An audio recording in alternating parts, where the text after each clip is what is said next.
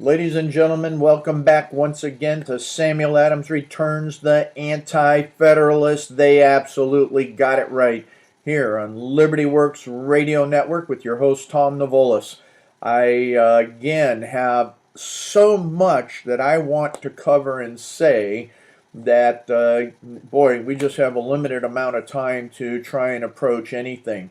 This week was very, very interesting. I will get into some of the real aspects of the parallels in history today because once again, I can find those so very easily in what I understand about Samuel Adams, what I understand about our founding era, what I have been observing and reading to get the clear definition that, as I always go back to in Scripture, is that there's nothing new under the sun, and there absolutely isn't when it comes to human nature. In many so many ways, not taking positions that are derived from the very basics of a moral context. And as you know, I always bring that moral context from a perspective of the Puritan Reformation biblical perspective. Without that, what we would see is absolute tyranny, absolute despotism, and the people being in absolute slavery, which brings me to something that was very, very core after I left church on Sunday. When I left church on Sunday, I was extremely disappointed in a pastor that, how do I say this? What I was disappointed in was the fact that he kind of picked, or else he brought some kind of thought into the pulpit about a political position without ever saying anything. I mean, never saying anything of any significance whatsoever. As a matter of fact, I'm sorry to say that this was one of the most content-free sermons I have ever heard this guy preach, which is amazing because he's such of content, of knowledge, of everything that is that's why we went there, in the first place. But that being said, that's what needs to happen, because then I went home and I actually read again sermons from the Reformation, went back to Reformation teachers, and in particular the one that I was reading the night before in Bullinger, who basically took the position after Zwingli in the Swiss Reformation period. Now, I don't want to belabor that, but that sets the basis, that sets the core for everything else on a liberty movement, because what we had going on with Zwingli, with Luther, with all of them, that those were the early Reformation people that were not only talking about what was happening in the disputes between biblical truth and faith and all of that in relationship to what was being dictated out of a very, very corrupt papacy or Roman Catholic environment that was keeping the people enslaved, because the people were not gaining knowledge, where in fact, when people do understand biblical truth, it's just what Jesus said. He sets us free. He not only sets us free from that spiritual perspective, but when we understand, going back all the way to Adam and Eve, that our real freedom and what we're supposed to be in life is derived from the Creator, then everything else starts to make sense for people if they really want to understand our founding fathers. So from that, and reading Bullinger, and Zwingli actually, he believed in liberty so much that the Swiss reformers actually went to war. They took this not as a religious war, but a war of liberty and freedom of religion, freedom for religion, freedom for the people, and he died in combat. So here you had this great preacher, this great reformer, who started out as a chaplain in the mercenary armies if you will, of the Swiss, because the Swiss were really great, of mercenary armies, and speaking against that to the point that that was changed, and he actually then becoming, a military leader himself. I guess, that is extremely interesting to understand. And a lot of people don't know that because, study Reformation history and miss that point. No different than Knox carried a claymore. John Knox, he knew if you're going to carry a claymore, that big double-edged sword, you better know how to use it. It's not just for show. So he was, in essence, he was in fact, not in essence, he was in fact a bodyguard. You can go figure out who it was for that early Scottish Reformation martyr.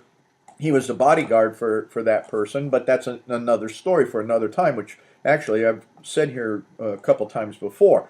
But the point being then, Bullinger, in taking the pulpit for Zwingli, historically, he speaks on what good governance is all about. And this is where we're getting to the liberty of we, the individuals, as much as what it means to take and be a good governor. And it was very, very clear during those Reformation periods of time is that it wasn't adherence to the church. It wasn't adherence to, your own ego, ethics, your lack of morality, or whatever. No. What was being taught was that clearly that if you were going to be a leader of men, that what you needed utmostly was a relationship with the living God, because you were responsible to him as an agent to make sure that there was peace in the land and that men were taken care of in a just manner, that mankind would have the protection of their liberties and they would have the protection of their freedom to worship the living God in such a way that that authority given to you, and this is where Romans gets all screwed up by so many, is that that authority is only good in a godly authority. When that authority and civil authority is no longer God-centered, or the person is not God-centered, then you know what? It becomes tyrannical, it becomes despotic, it becomes everything that we have seen in past history, as much as what we're seeing in America today. So that then brings me with that baseline, starting again from a sermon that was content-free, in my opinion. I guess there were many people we talked to that did get something out of the sermon, so, thankfully that it spoke to the needs of, many. But again, I take things in a whole different perspective, especially when I look at what's being preached from the core Reformation perspective. Then I'm challenged. When I'm not challenged, then I'm challenged to say, oh my gosh, what's going on? But especially in this time, especially when the commentary from the pulpit should be no different than the commentary from the pulpit of our founding era during the American Revolution. And there was much that went on that was very, very specific about what was happening. And that brings me then to Samuel Adams and what he wrote and what he was asked to bring together in 1772 as the rights of the colonist. And it's very, very important. And I'm gonna send an attachment to those that get my emails, and you're going to have to request it because there's no way that I can put the modernized version of the Rights of the Colonists, a report by Samuel Adams, to the Congress sitting there in Massachusetts, or I should say to the Committee of Correspondence in Massachusetts, that then went out globally. This report not only went all over the colonies of that time, but it went all the way to England. And this was really stirred the people. And this stirred everybody all over the place. So the background that I want to give you right now in this, as we're moving through these last few minutes of this segment, is that Benjamin Franklin did a preface. And this is where I really do a modernization, is in the preface. Because you know what? I started thinking about modernizing and bringing into perspective what Sam Adams had to say but what I'm or wrote in this Rights of the Colonists. But I'm going to have you think. There's only one section in there, and when I get to it in the later on in the program, I'm going to talk about it, and I will italicize some points in there. But let's get to what was going on. Ben Franklin actually wrote a preface to this to the English edition, meaning it's sending it to England, not what was here in the Americas went out as the raw, but actually the preface was well read throughout the rest of the colonies as well.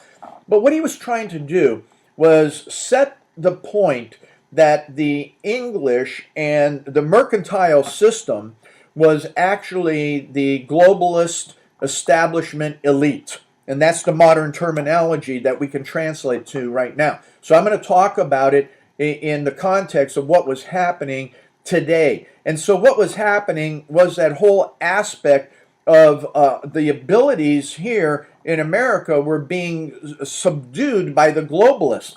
The economy, what we could produce, everything, we were being turned into slaves by globalism.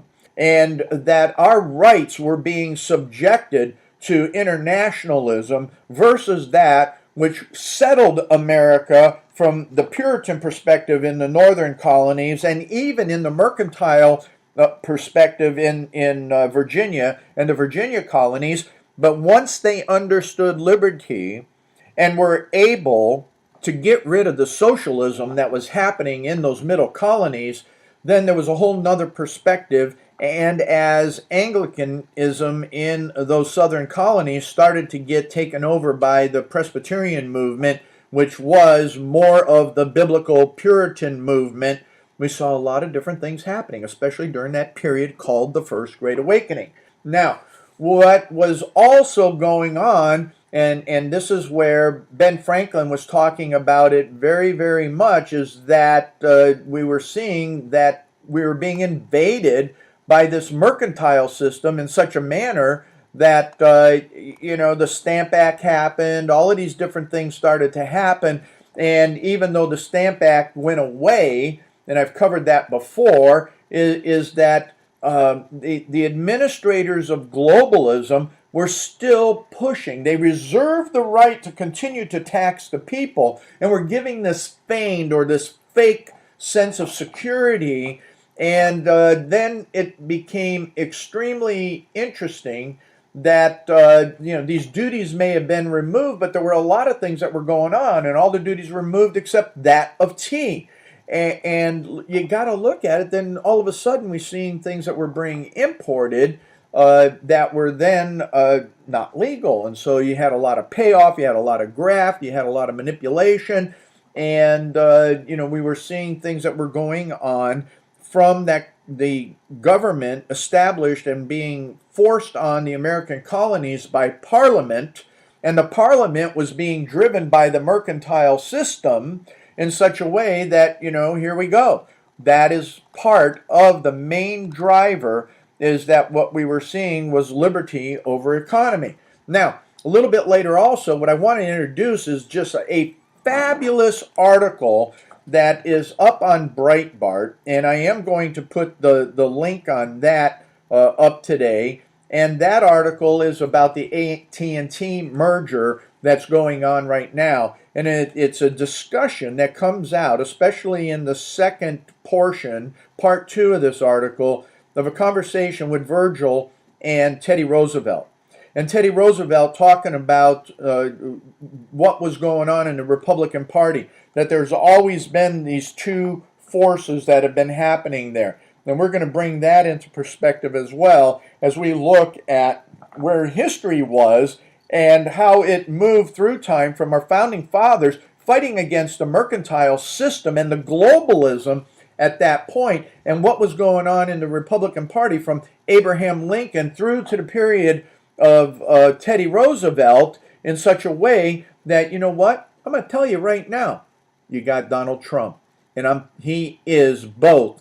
From my perspective, and I can't get into it all, he's Sam Adams and Teddy Roosevelt all combined. Come on back in the next segment of Samuel Adams Returns to find out why. Into Samuel Adams Returns. Those anti-federalists, if you don't have it by now, yeah, they sure did. They got it right. Here again is me, Tom Navolis, your host at Liberty Works Radio Network, and always I love taking, especially in this segment, just saying, you know what? Go check out the rest of what is on Liberty Works Radio Network. Support the network if you can. This is a listener-supported network, and it is greatly appreciated all that you do, first off, to take the time to listen, and secondly, to take and help sustain what really they call a ministry, and I do too, because this is a ministry, as John and Sam Adams said, that the greatest ministry, in their opinion, was politics. Because as I laid out in the last segment, is that from the idea of the reformers, that if you were a political leader, even from the period of the Old Testament, the same word usage for those leaders that were Jewish leaders at the time of Moses was one of the same names in the little e, if you put it into an English spelling, of God. And the rationale is that and that's why it got so perverted by so many, especially when it came into what happened over the years, where even so-called Christian leaders thought they were gods or kings, divine right, all of that. Well, the reality is that the intention of God is to have a leader have a direct relationship with him, so that being the leader or the politician knows how to properly carry out the duties they are given by God to take and maintain the liberty and rights of the people. So a very interesting perspective, and that's what a lot of the reformers were saying. That's what they were fighting for. If you're going to be a politician, if you were going to be a leader, a king, a baron, whatever in another land, but if you're going to be a politician here in America, the intent is, as you would look at it from the reformers' perspective in particular, and Samuel Adams' perspective absolutely, was that you had to have a relationship with God. And you were there then defined to carry out the liberties and safeties of what he intended, that being God intended, for the people.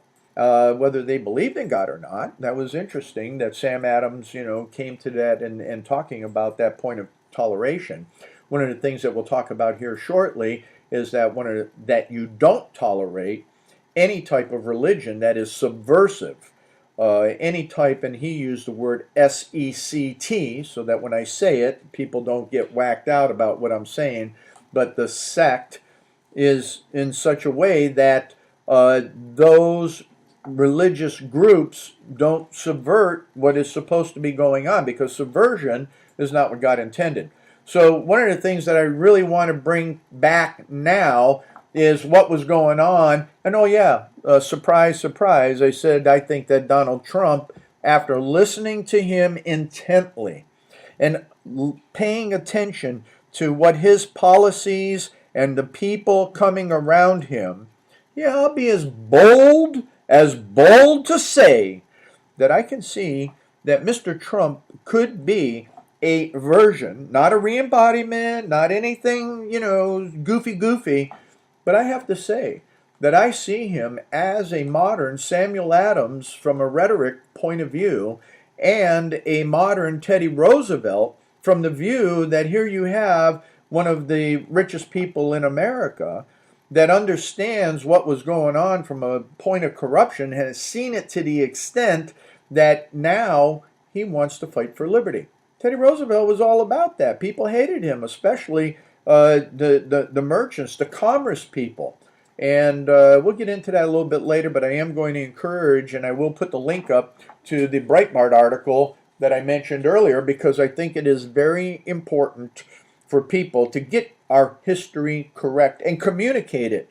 And then from that whole perspective of the rhetoric out of Mr. Trump, is that it was no different in so many ways as the inflammatory conversations coming from Samuel Adams and his writings. And not only that, the other thing that I'm not going to get into a lot today is that what we hear from the progressive, which is a code name for communist or socialist, is that they are using the language. And I listened to a speech, partly speech, by the Vice President Biden. And because I've studied communism, and there's many of us out there that have, but more and more that have not, especially at the universities.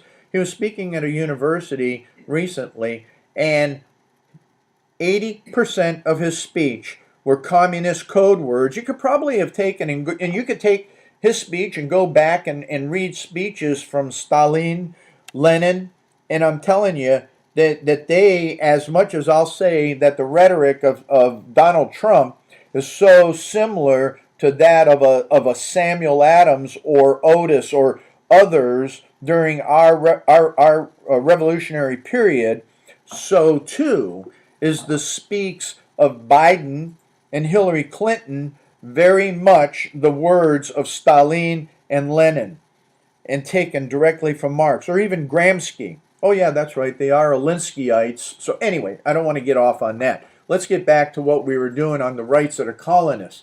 So the historical perspective that I was setting in the last segment is that there was a lot going on, and it was the globalist elitist that were worried about making a lot of money that was causing a lot of the problems.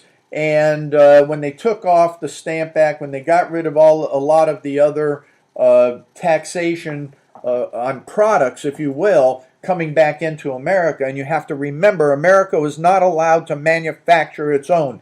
Every raw material had to be shipped to England, so it was outsourced, if you will, and then it was returned with tariffs coming back in. You couldn't tariff outflow or those products to the colonies. No, the tariffs were against the colonies. You understand that? So what we have when you have Mr. Trump taking and saying that the trade deals that we have, NAFTA and all of that, where everybody else gets their products for nothing, and when they come back in, we're actually paying higher prices. Wait a minute. Or when we're selling into those other countries, we're paying tariffs. It's kind of the same thing. You have to understand that. That's what we were fighting against there in 1768 through 72 into 74. Now, when you take and you look at just the idea of then the tariff being left on the tea and talking about just the money ratio on that, I modernize it in what I'm going to be including what I'll be including in the promo out, or have included in the promo that's going out. I'm thinking already next week, is that it talks about the dollars amount. And in summation is that when you look at what a guinea is, it was about a pound, so that's about $204. So a half a guinea was about 102. And so when they started looking at how much could have been made on the tea, it came to the amount of somewhere around $560 million that was lost through that mercantile system because the colonies were taking and let's see, what was that called? You figure out the word. But they were illegally bringing tea in from other countries, from the Dutch, from the French. Other products were coming in. Yes, you know what I'm talking about. But the point being is that then on a taxation basis, and this is where the Parliament really got upset, was that the duties that were on the tea that actually was landed came to be about 85 pounds, which in modern dollars is about $17,000. But the expense of armed ships, soldiers, and all of the tax collectors and all of the government officials, you know what? That was in the tune of somewhere around $20 million that was going out. So obviously they're saying, wait a minute, the taxes aren't covering the services or what England was putting in. And it wasn't anything that we here in America wanted in the first place. So what it was also is that these companies had to take, and what they were up for on an annual basis was about $81 million in taxes that they were supposed to be paying to the government on those revenues that they would have gotten from tea. So you see, that was all part of it, and they lost those revenues. So when you take and you look at what, in essence, what Franklin was describing, were the events of the mercantile system of the day, and what we can look at as the globalist of the East India Company, the globalist mercantile system. And the reality of greed and the reality of everything that was going on at that period of time was that Parliament was getting really bugged about it. They were taking and they were just saying, holy smokes, you know what? I just can't, they couldn't tolerate it. So that's why they kept putting the pressure on. And the ruling class in England was no different than those establishment people today, including the neocons in particular. And so what happened was then the Committee of Correspondence sent Sam Adams and a couple others to write the natural rights of the colonists as men. And starting it out, and this is the essence of America, is that among the natural rights of the colonists are these. First, a right to life. Absolute right to life, period. The right, then, secondly, is the right to liberty. That liberty is critical. And that's defined, as I said, from the Puritan Reformation perspective, is that liberty is that which we have been given by God, period. And thirdly is property. Because if you don't have property, and as I mentioned in other programs, that property is not only the dirt, your house, but it's your intellectual property. That was a fight. It was what you made by your hands, that it wouldn't be taxed. There's a whole list of what property is defined at from our founders' perspective intent. And all of that then comes together is that together, and he says, together with the right to support and defend them in the manner best that we can. That's our Second Amendment, ladies and gentlemen. We have a right to defend our what? We have a right to defend life, we have a right to defend liberty, and we have a right to defend property. And all of that is under attack by the globalists, and as Mr. Trump is now saying very, very correctly, by our own federal government. And that's what Adams was talking about, is all of that was being attacked by what? The Parliament. And even the king, as allowing the Parliament. And remember that the contract that the colonies had was with the king. And so Parliament, just no different than what we have with the bureaucracies, globalism, the Wall Street, and even the presidency now in America and Congress in so many different ways. By allowing it, you know, what we have is exactly what Sam Adams was talking about, what he then brought out here in the town meeting on November 20th, 1772. Here we are at the beginning of this election. Many have already voted. And I'm telling you right now today, as you read this, that in the natural rights of the colonist, it is very, very clear that the language in here is very, very close to what is being said by Mr. Trump today, our modern Sam Adams in so many ways. And Adams wasn't the rhetorical one. Adams was the one that actually wrote. The one that spoke most was James Otis. And this was one of the last correspondences that Otis presented to the people, because Otis was having some very significant issues, and he kind of went to the wayside. Unfortunately, it was a tragedy to America and what happened with him. But when we come back in the next segment of Samuel Adams Returns, we're going to talk about the liberty, and I'm going to clarify some things that I mentioned in the first segment on what Sam Adams was talking about by religious subversion. And come on back in the next segment. See you soon. Ladies and gentlemen, welcome back once again to Samuel Adams Returns. Oh boy, did those anti-federalists get it right. Here with Tom Navolis, your host on Liberty Works Radio Network. And you know what? I've been stunning the living daylights out of people and saying that Trump was or is very similar to I'll say the voice being James Otis of that which was very clearly articulated by Samuel Adams. So, and then also, you know what? I'm even going to bring him up a little bit in modern history into that which is Teddy Roosevelt and taking on about draining the swamp and taking on the establishment and so on and so forth. Oh boy, this is a lot of fun. One of the things that I want to bring out real quickly is that a lot of people, after I either speak of Sam Adams or do a number of different things in a public venue, they'll go, oh yeah, we really love Sam Adams. You know, he's a libertarian. He was really the first libertarian. No, never.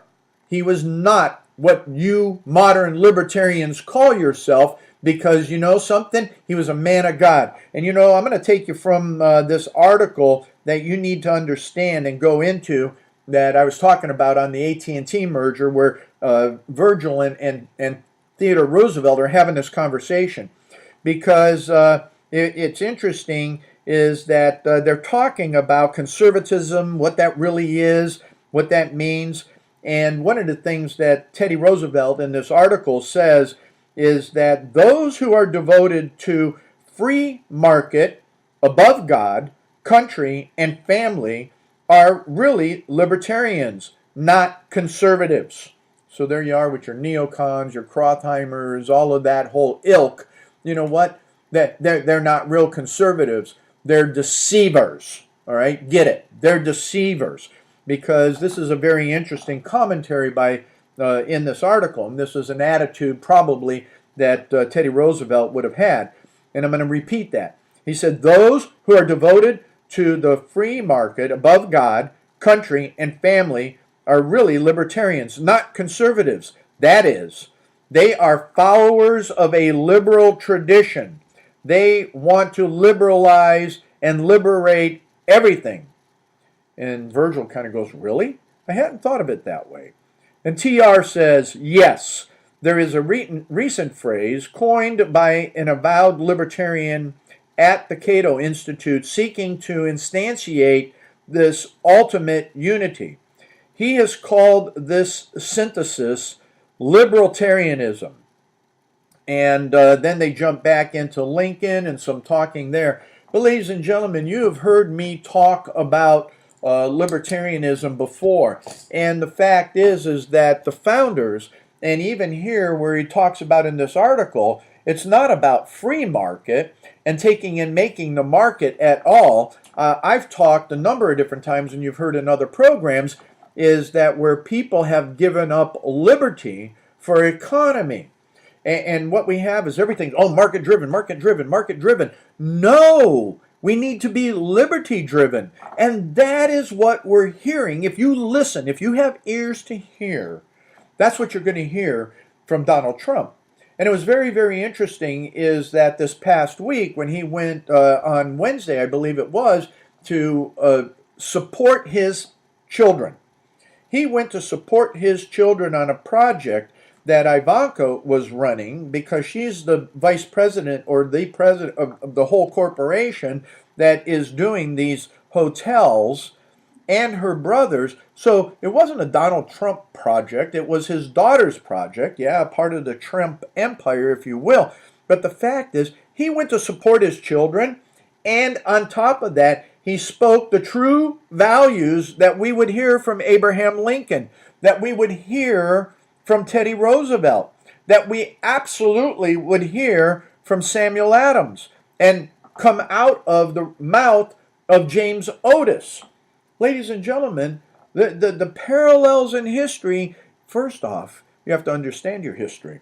Second off, you have to understand communism and how that has taken over our institutions, in so many different ways. And I said I wasn't going down that path, so I'm not going to go down that path. I am going to go ahead and get back right now to what we were talking about with the rights of the colonists. So Sam Adams continues. And he continues speaking about that when people enter into society. So this isn't just about immigration here, but it sets the baseline for immigration. When people enter into society, you have natural rights that are given to you by God. But when you enter into that society, you know what? If you have to take and participate in that society, that means, oh yes, you libertarians, you have to give up some of your views, the drugs and all of the pot and all of the other insanity. There has to be a moral context by which society operates. And he talks about that. And he says that all positive and civil laws should conform as far as possible to the law of natural reason and equity, as neither reason requires nor religion permits the contrary. Every man living in or out of the state of civil society has a right peaceably and quietly to worship God according to the dictates of his conscience. Just and true liberty, equal and impartial liberty in matters spiritual or temporal is a thing that all men are clearly entitled to by the eternal and immutable laws of God and nature, because God is over the laws of nature, as well as by the laws of nations and all well-grounded municipal laws, which must have their foundation in the former.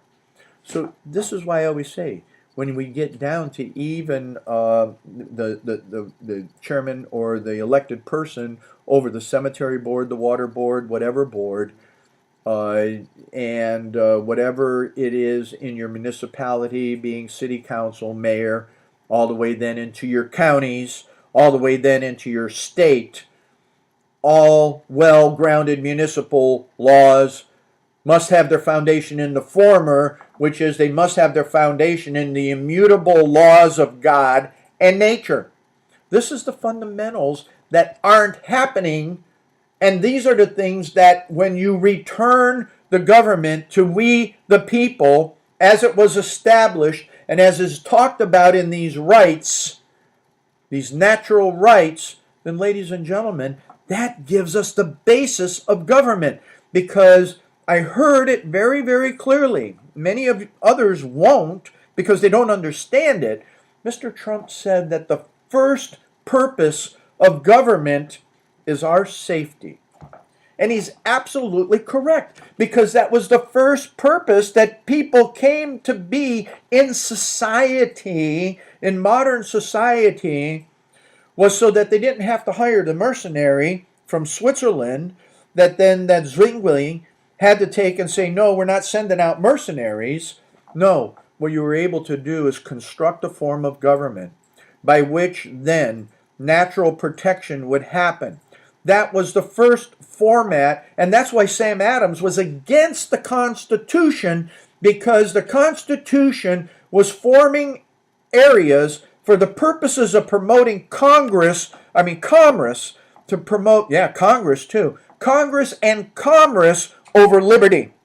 Without the amendments, without being amended with a Bill of Rights, which is now being subverted, the Constitution as it stood and came out of that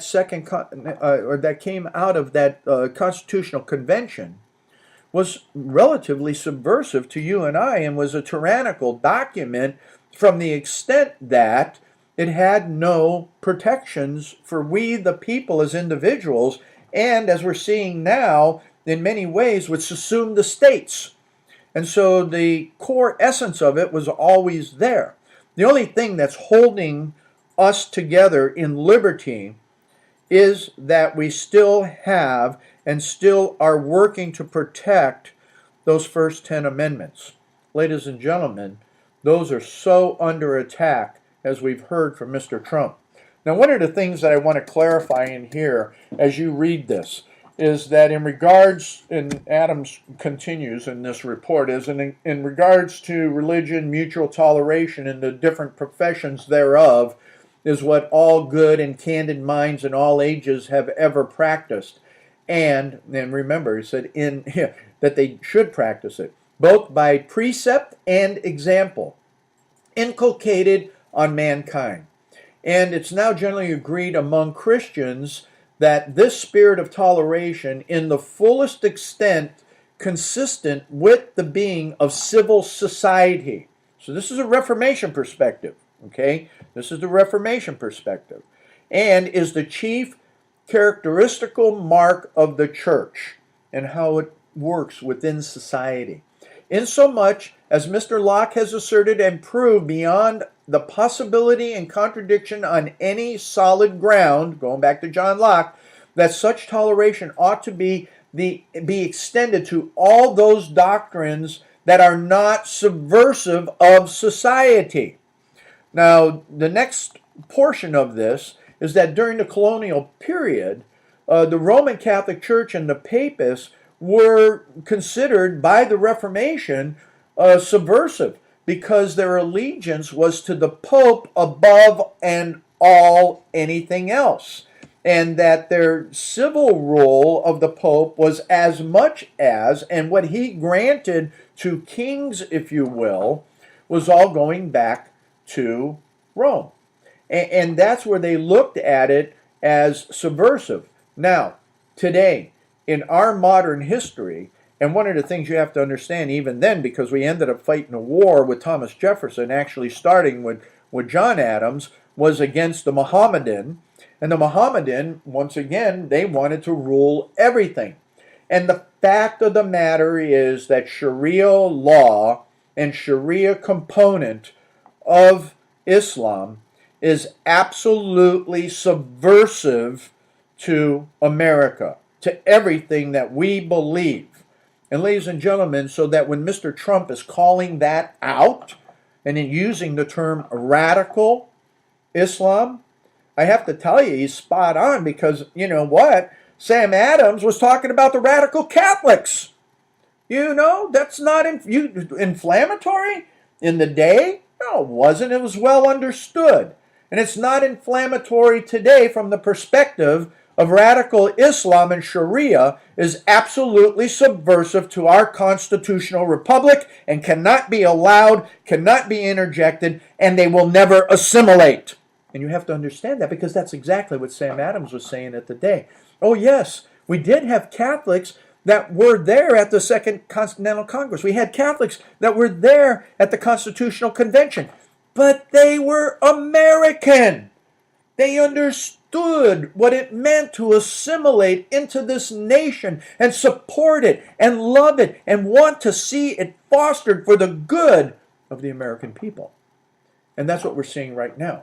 And so when Sam Adams starts talking about back again, that subversiveness, you know what? Subversion of government, he says, in this subversion of government, by introducing as far as possible into the states under those protection that enjoy the life, liberty, property, and then what becomes an heir in politics, a government then comes to power or sovereignty within a government, leading directly to the worst anarchy and confusion, civil discord, war, and bloodshed. You know, that's what we'll see if we continue to allow subversive entities to come into this nation. We already got that. I'm not going to go down that path on communism, but I'll tell you what. I'll sum this up. I'm going to put all of this, or I have put it all, into the promo, and the link will be up there on Facebook. I'll put up somewhere my modernized version for others to get a hold of. But ladies and gentlemen, we have to look back at Samuel Adams, James Otis, and even the article in Breitbart about Teddy Roosevelt to understand that we have to elect Donald Trump, because he's saying exactly what our founders were saying. He's saying what Abraham Lincoln was saying, if you really get into it. And he's also saying what Teddy Roosevelt said, for my good friends that love Teddy Roosevelt. Now, ladies and gentlemen, I ask you to join me again next week when Samuel Adams comes back to talk about, again, what are the Mirrors in History here on Liberty Works Radio, where liberty works for you.